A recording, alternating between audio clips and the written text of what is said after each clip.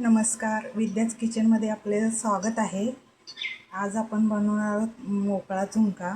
त्यासाठी लागणारे साहित्य: कांदा बारीक चिरून धुवून घेतलेला आहे, लसूण 5-6 पाकळ्या ठेचून घेतलेला आहे, कढीपत्ता, कोथिंबीर, इथे मी 2-3 मिरच्या ठेचून घेतलेल्या आहेत, जिरे, मोहरी, हिंग आहे, हळद आणि चण्याचं पीठ आहे.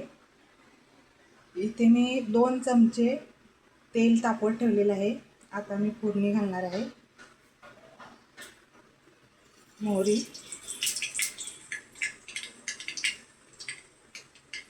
तडतडली, आता जिरे घालणार आहोत.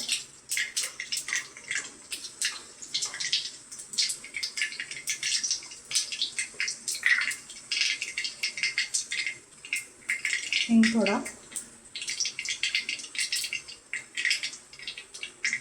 कांदा, कढीपत्ता,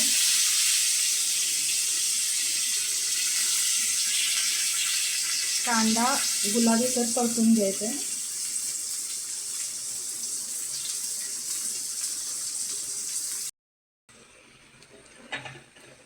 हा बघा, कांदा आपला गुलाबी असा परतून झालेला आहे. आता ठेचलेला लसूण टाकायचा, हळद,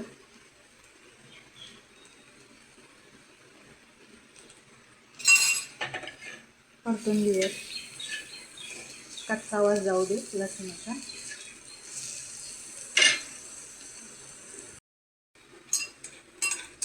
मिरचीचा ठेचा,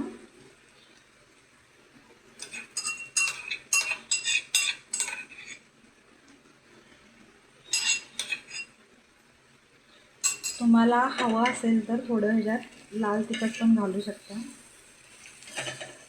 नाहीतर फक्त मिरची घातली तरी चालेल. लसूण परतून झालेला आहे. आता ह्यात थोडं पाणी घालायचं, जास्त घालायचं नाही, मोकळा झुणका करायचा आपल्याला.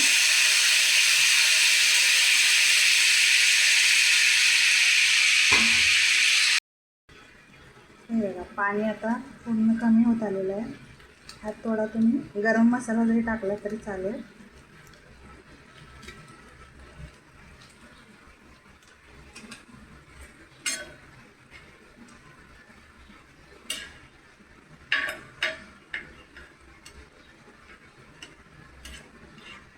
त्यामुळे टेस्ट छान येते.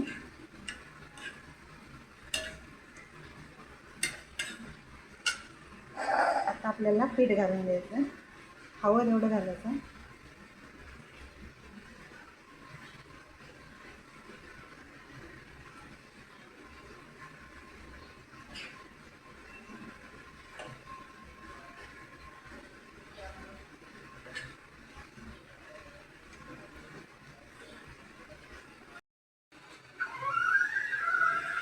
मीठ घालून घ्यायचं.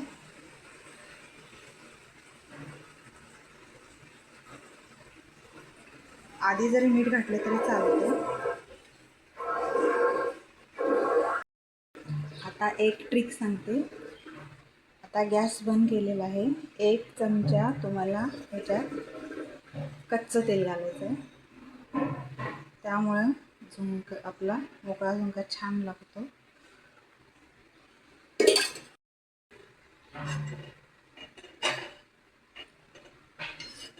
वरून कच्चं तेल घातल्यामुळं दिसायलाही छान दिसतं. हा बघा, आपला मोकळा झुणका तयार झालेला आहे. ह्याच्यावर थोडी आता कोथिंबीर घालूया.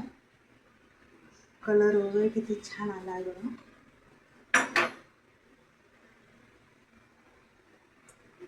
भरपूर कोथिंबीर घालायची.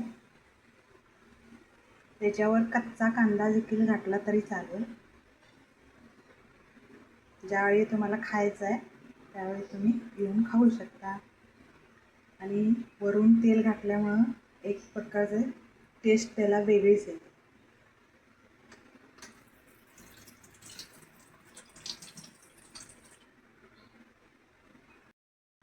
तर का तुम्हाला ही रेसिपी आवडली असेल, please please please like, subscribe, share करा आणि कमेंट करून मला नक्की कळवा.